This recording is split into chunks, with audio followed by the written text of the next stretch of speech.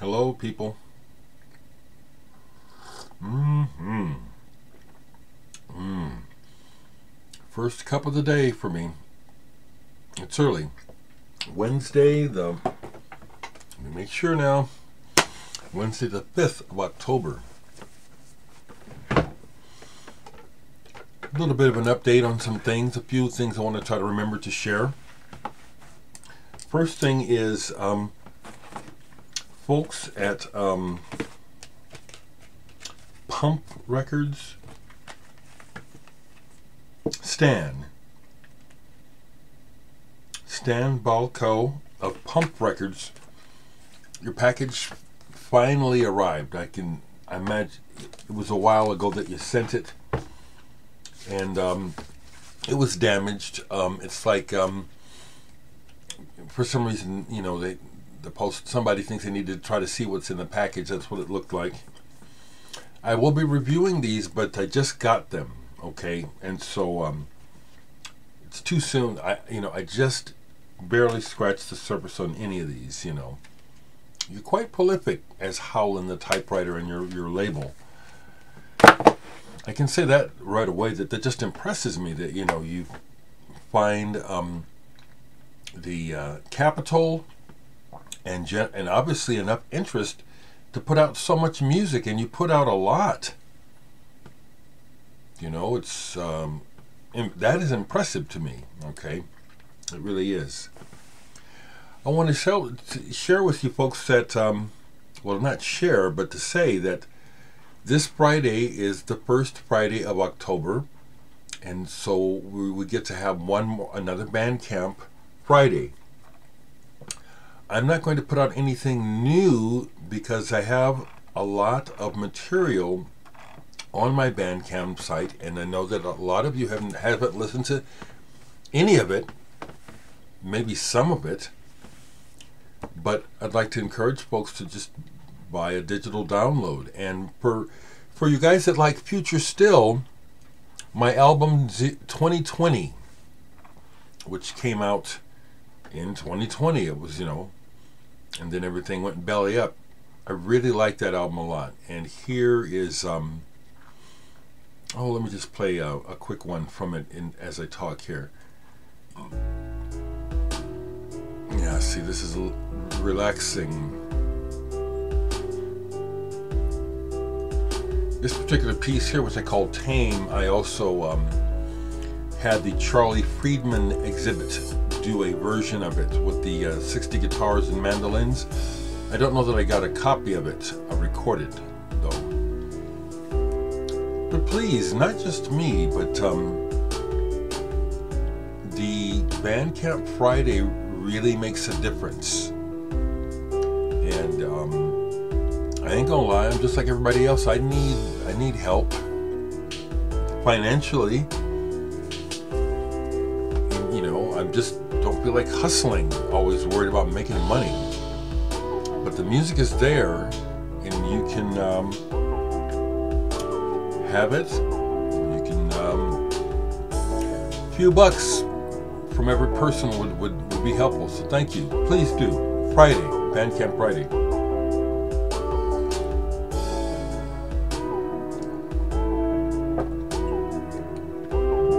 And if you don't like the music, well, that's easy. You won't buy anything. So let me stop this. I'm just playing it off of the internet. And share a couple of things about music. So this Saturday in Omaha is an upcoming show that I'm looking forward to. Mark Burgess of the Chameleons was the only other show this year that I really look forward to. Playing a show is different than looking forward to. Agent Orange, I looked forward to playing, not necessarily seeing them play. I like them as people. But Black Midi from England is coming to Omaha for the first time Saturday. So I've been listening to Black Midi, getting ready, you know, because I like them, but trying to decipher what's going on with this band a little more. First thing I can tell you is that I love the musicianship. That's what really caught my attention. It's the drumming, number one. The drummer is fierce. He plays with everything. But the other thing is, the other three people, two of them prime members in Black Midi, they match him. They are just as good on their instruments. Jordy on guitar and the bass player. Can't call his name, it's not here to see right quick. Excuse me. And this music is original. It is. As I listen to it, I hear snatches and references to things from the past. I find it interesting that in their lyrics, a lot of this, they seem to be telling stories, making commentaries on the human condition. But they talk about things in the past, long before they were alive, you know, references to things back in the 40s and stuff. And very verbose, a lot of words. But they paint some vivid images.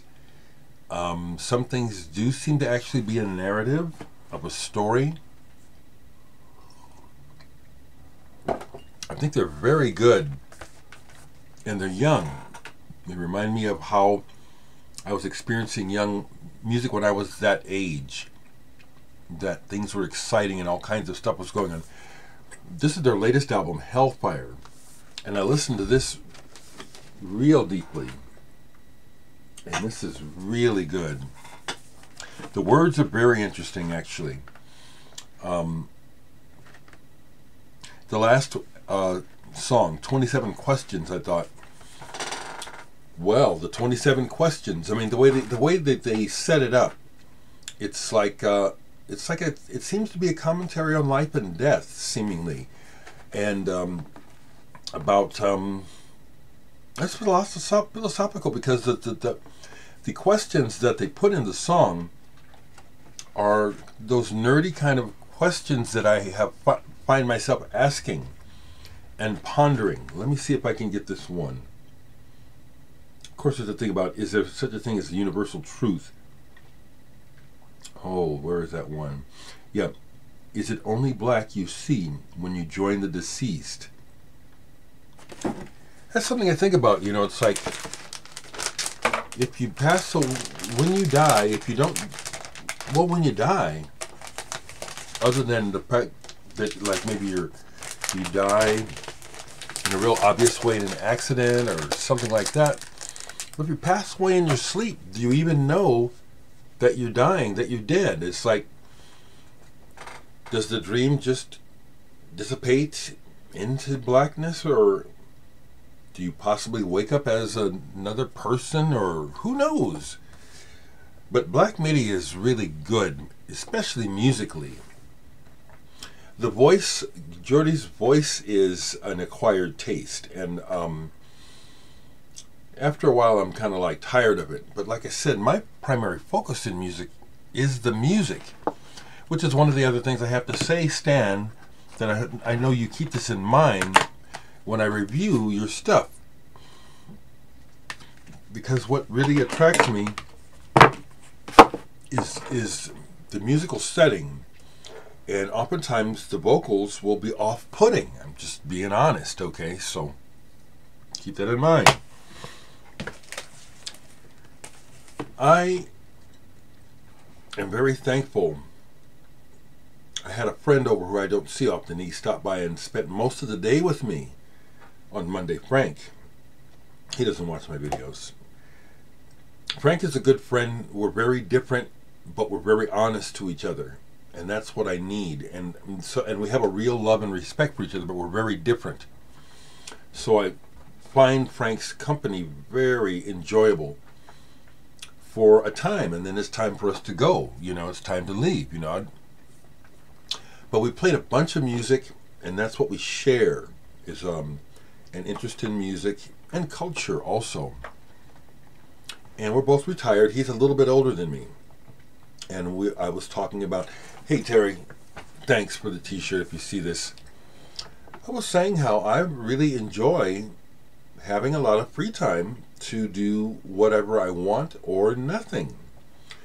We were also trading notes on the fact that we're both at a point where we finally don't feel like we have to prove anything to anyone.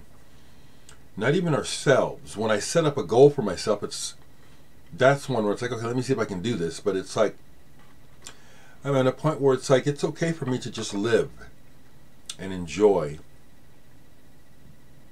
life. And that's what I'm doing. So, actually, Frank and I watched a lot of music on video because I collect video. And I turned him on to More Mother. And I think I got him going to Black Midi because he doesn't go to shows anymore. And he's really not into crowds. That was the other thing I was going to say, is that I'm not going to make a big effort to try to meet Black Midi. I see people out on the road getting COVID. I'm lucky. My leg is fine. It's almost completely healed. Thank you for asking. Folks ask, how's my leg? It's doing just fine.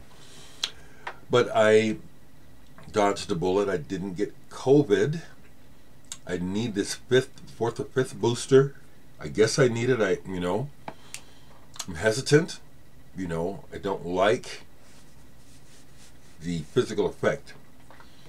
But what I'm saying is, I wouldn't be surprised if Black Midi are kind of standoffish because of COVID with the audience. We'll see.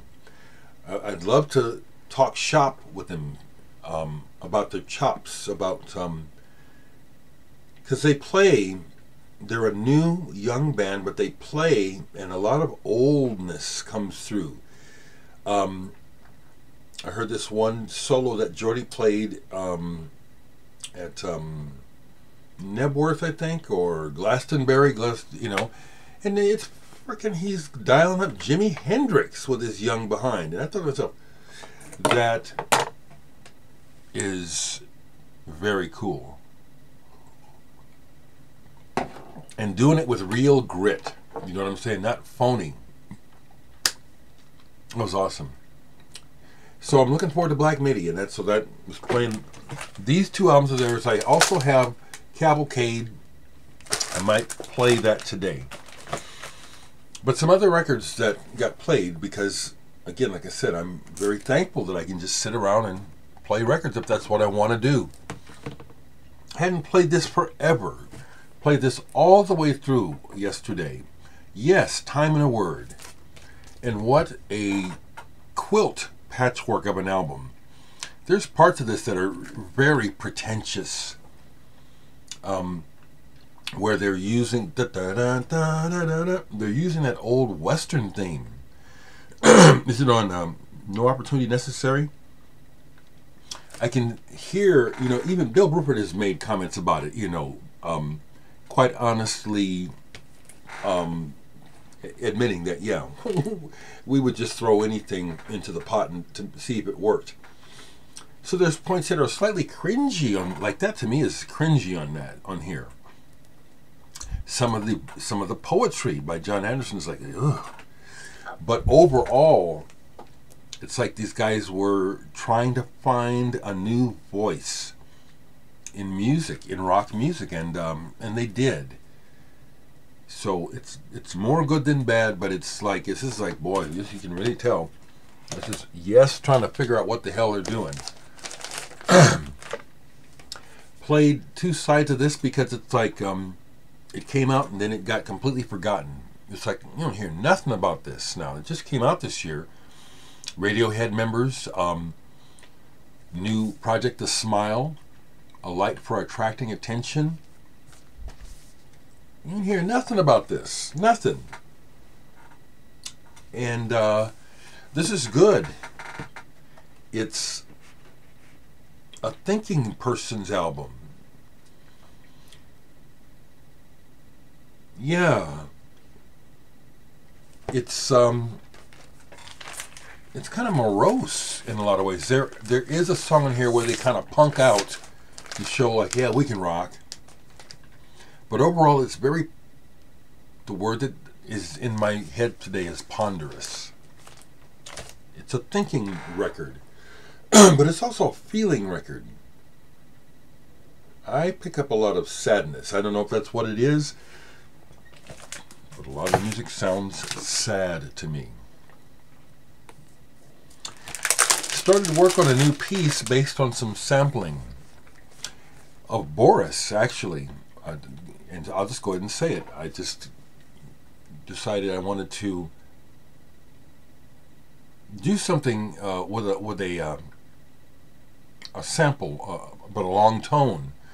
I decided to listen to some Boris to look for that because of the way that they mix their guitars with the noise of Merzbow.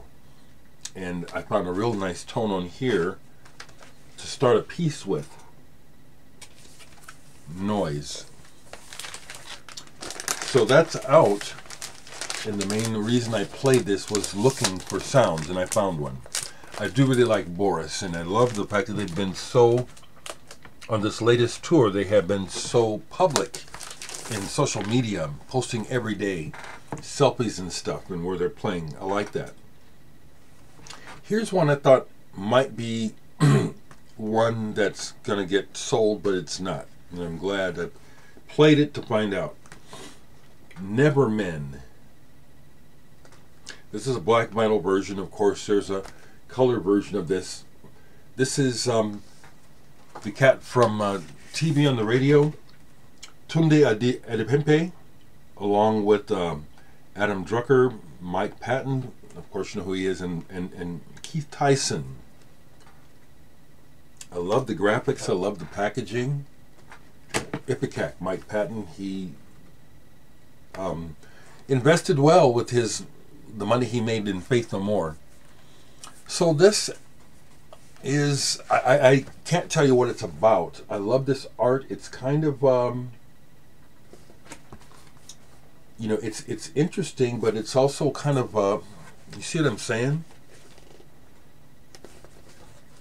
But it's fitting of these musical settings. So this is a keeper. I can't say that I came away with this knowing what they're singing about, but I liked the sonics quite well, actually. Quite well. So that's what I have honestly sitting out to share with you. And so I'll leave it at that. I'll say my hellos to everyone, family and friends. I did hear from someone I was concerned about in Florida. They're okay. They weren't down in the area that got really blasted.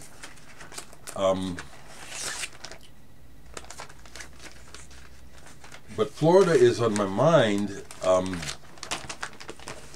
That's one of the states I've never been to. I've been to almost all the states except for Florida, Alaska. I haven't been to Massachusetts. Those are a few states I haven't been in. But I do look at the updates and stuff. It's just, you know, a catastrophe down there. And it's like, you know, some people are going to really need help. You know, they've lost everything, you know. And it may come to a point where reality sets in and it's like, some of y'all, we need to help these people relocate as opposed to trying to rebuild, especially, I don't know, it just kind of has my attention, and it's like, I hope that people are able to make a way and that they are helped to make a way, because I'm seeing folks who've lost everything. And to think that your house is destroyed or it's flooded out and you're still expected to pay your rent or house payment, and that's what's going on. I see in the news. It's like, man, that shit just doesn't make no sense to me, how we can be so cold and cruel to one another, and yet we are. Well, that's what I got to say this morning. Bandcamp Friday, please. Think of me on Friday. Throw me some money. Take care, y'all.